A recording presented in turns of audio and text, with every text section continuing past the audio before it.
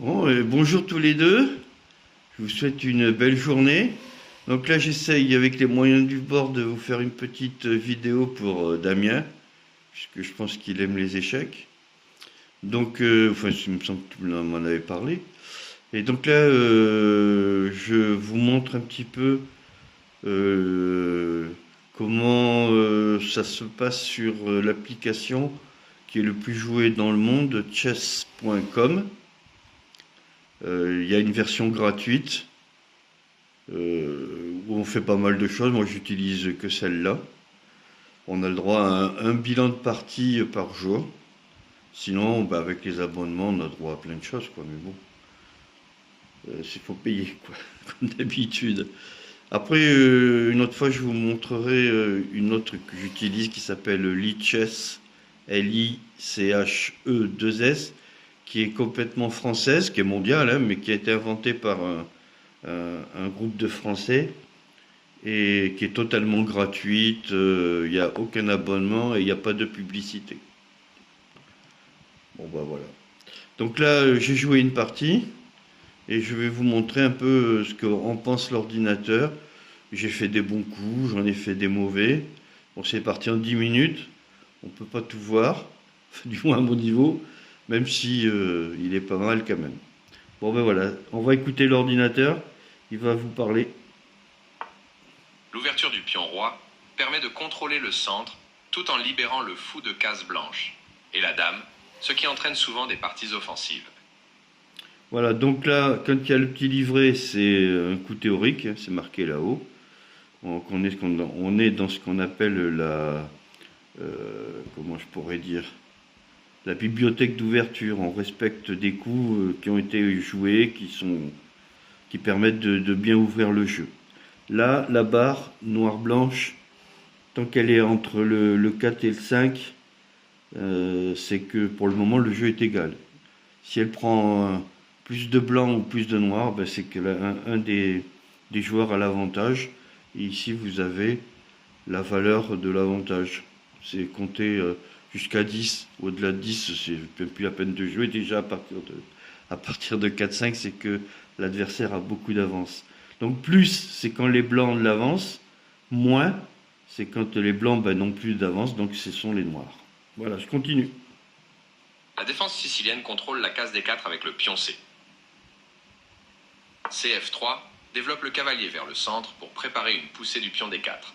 Si les noirs prennent un temps D4, D6 ouvre les yeux du fou de case blanche et empêche les blancs de pousser 5 sur CF6. J'ai été trop vite. CF3 développe le cavalier vers le centre pour préparer une poussée du pion D4. Si les noirs prennent un temps D4, le cavalier reprendra. D6 ouvre les yeux du fou de case blanche et empêche les blancs de pousser 5 sur CF6. D4 propose d'échanger le pion D contre le pion C, renonçant à un pion central pour l'activité des pièces. C prend D4 donne au noir 2 pions centraux, contre un seul au blanc. C prend D4 récupère le pion et active le cavalier sur une case centrale. En échange, les noirs CF6 développe le cavalier vers le centre et attaque le pion E4 non défendu. C prend D4 récupère le pion et active le cavalier sur une case centrale. En échange, les noirs ont désormais 2 pions au centre contre un au blanc. CF6 développe le cavalier vers le centre et attaque le pion E4 non défendu. CC3 défend le pion E4 et commence le développement sur l'aile dame. A6 prépare l'avancée sur l'aile dame du pion B7-B5, tout en empêchant les blancs de placer le fou ou le cavalier en B5. Pardon. FG5 menace directement le cavalier F6. Les blancs pourraient en faire le grand roc après avoir sorti leur dame. E6 contrôle les cases importantes D5 et F5 et permet le développement du fou de cases noires en E7. F4 gagne de l'espace au centre, contrôle la case E5 et prépare le développement de la dame F3 derrière le pion F. F7 développe le fou, décloue le cavalier F6 et prépare le roc. Ce coup n'aide pas du tout votre adversaire. La flèche verte, c'est ce que préférait l'ordinateur. Ce coup développe le cavalier et attaque le centre. Et quand il y a une étoile, c'est que c'est un bon coup. Sa dame entre en jeu. Voilà, donc là il aurait préféré dame D3, mais il trouve que dame D2 n'est pas mauvais. Ce n'est pas une erreur, mais il y avait mieux pour vous. Donc là, il aime pas du tout mon roc tout de suite. Il aurait préféré que je le fasse le coup d'après. Son choix me plaît. En développant la dame, vous consolidez votre position. Votre adversaire a fait un faux pas. Ce n'était pas le pire des coups, mais ce n'était certainement pas le meilleur. Donc pour lui, le meilleur, c'était de jouer tout de suite le fou en F3. Ce coup n'est pas spécialement mauvais, mais ne vous aide pas non plus. Donc lui préférait l'attaque B5 pour éventuellement mettre après le fou en B7 et au cas où il fait le grand roc, puisque maintenant il peut plus faire le petit roc, il n'y a plus de pion, il serait pas protégé. Là, en ayant joué B5, je m'apprêterai à faire une attaque directe sur son roc, plus rapidement. Son coup vous a empêché de gagner un pion avec un coup tactique. Une reprise évidente. Son pion attaque votre fou et le chasse de sa position. Vous avez manqué une occasion de mettre un fou en sécurité. Bon, après, là, c'est son opinion, hein. Il préférait revenir en E7.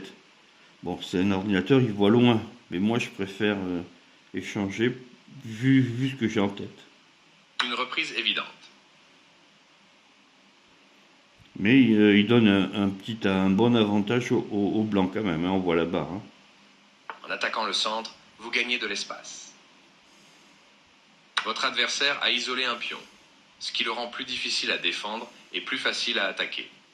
Donc là, c'est le pion E4 qui va être, après les échanges, qui va être sans pion pendant ni sur F, ni sur D. Donc il est tout seul, il peut être défendu que par des pièces. Vous avez repris. Le fragilise. L'adversaire menace de gagner une tour avec un coup tactique. On soit on accepte l'échange des dames, soit on joue la dame. Donc on pourrait jouer échec avec dame à 5. Il y a plein de possibilités, donc c'est pas évident de bien choisir quand on n'a que 10 minutes. C'est qu'il faut voir quand même assez loin. C'était un échange de matériel de même valeur.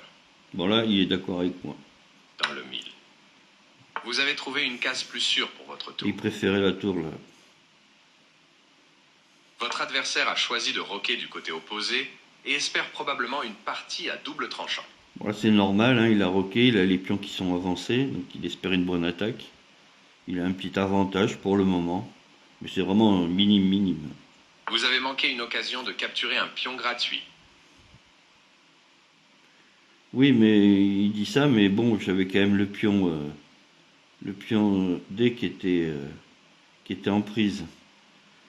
Je préférais le garder. Votre adversaire a laissé passer une occasion de prendre un avant-poste avec un cavalier. En connectant vos tours, vous les aidez à faire équipe. Votre adversaire échange des pièces de même valeur. Bon voilà, moi ça m'arrange puisque ça me permet de ramener un pion vers le centre et de pouvoir le protéger, le pion D, avec mon pion E. Et libérer du coup la tour. Vous avez une chance de prendre une colonne ouverte avec une tour. Cette chaîne de pions contribuera à consolider votre structure de pions. Votre adversaire a manqué une chance de prendre une colonne ouverte avec une tour. Votre tour prend une colonne ouverte, ce qui est une bonne façon de l'activer. Votre adversaire a laissé passer une occasion de défendre un fou attaqué. Vous pouvez maintenant prendre un avant-poste avec une tour. Cette case est idéale pour votre tour. Votre adversaire fait pression sur votre chaîne de pions. Bien joué, j'aurais fait la même chose. Une reprise évidente. Vous menacez de créer un pion passé. Votre adversaire a attaqué votre cavalier et gagne du temps alors qu'il s'écarte. Un pion passé, c'est un pion qui n'a plus de pion en face de lui. Et donc qui peut aller jusqu'au bout et se transformer en pièce, en dame, en cavalier, fou ou tour. Vous avez laissé passer une occasion de défendre un cavalier attaqué. Vous avez permis à l'adversaire de prendre une colonne ouverte avec une tour. Votre adversaire a laissé passer une occasion de capturer un pion gratuit. Bon là, il le fait, et ça c'est un petit piège. Hein. C'est pas qu'il veut pas prendre de pion E, c'est que si je néglige la poussée du pion, il y a menace, pas si je joue tour A2, quelque chose comme ça, ou que je prends le pion C3 avec le cavalier, ben, il va faire dame tour D8, je suis obligé de reprendre avec la tour B puisque mon roi il peut pas bouger. Et la case F7 elle est défendue par le pion. Donc je suis obligé de reprendre donc la tour D8 avec la tour B, et la tour en D1 va remonter en D8 et faire mat. Donc c'est un mat en 2 coups. Un petit piège. Ce coup vous donne un pion passé, qui pourra remonter l'échiquier. Ce n'est pas une erreur, mais l'adversaire n'a pas trouvé le meilleur coup. Vous menacez de gagner du matériel avec une tactique. Ce coup met sa tour à l'abri. Vous avez permis à l'adversaire de gagner un tempo en menaçant un cavalier. Le roi se soustrait à l'échec de votre cavalier. Sans surprise, vous avez dû mettre votre cavalier en sécurité. Sa tour occupe la 7e rangée afin de restreindre l'activité de vos pièces.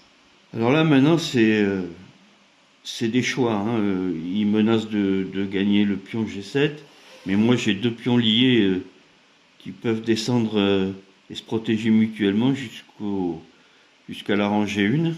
Donc il y en a un des deux qui va pouvoir se transformer éventuellement en dame. Alors là il dit que je lui laisse le pion, mais moi je trouve que... Ce coup fait perdre un pion. Et voilà, oui, je vais le perdre, mais au moins j'avance mes pions. Sur case noire pour le moment, comme ça le fou blanc il peut pas m'embêter. Votre adversaire a pris votre pion gratuit. Vous esquivez l'échec et mettez votre roi hors de danger. Capture votre pion en prise. Cette chaîne de pions contribuera à consolider votre structure de pions. Ce coup active sa tour sur la 7e rangée et limite les mouvements de votre roi. Il y avait une meilleure possibilité, mais ce n'est pas mal. Vous pouvez maintenant gagner un fou en finissant par faire un clouage.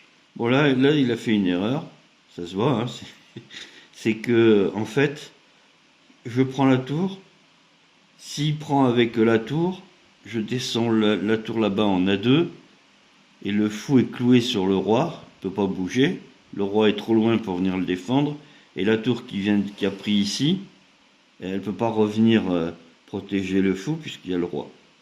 Ce qui fait que le fou sera perdu. Donc là, il lui restait plus que quelques secondes, donc il commet... de toute manière, c'est pas une gaffe, de toute manière, je gagnais une pièce. Ce coup permet de gagner un fou. Voilà, donc là, Votre adversaire a manqué une chance il de prend récupérer avec le une pièce. fou, mais j'avais Vous la... pouvez maintenant sortir le roi de la boîte. Voilà, Vous avez capturé une tour gratuite. Et là, c'est le début de la finale et vous êtes en position gagnante. Bah forcément, donc là, il abandonne. Alors, il n'y a plus de coup. Voilà. Et puis, bah, une autre fois, je présenterai...